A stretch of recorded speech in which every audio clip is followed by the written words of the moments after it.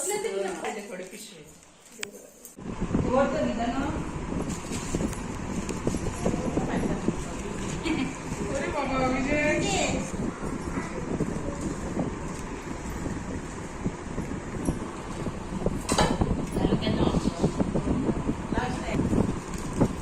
माझे नाव राखी प्रसाद शेडगावकर.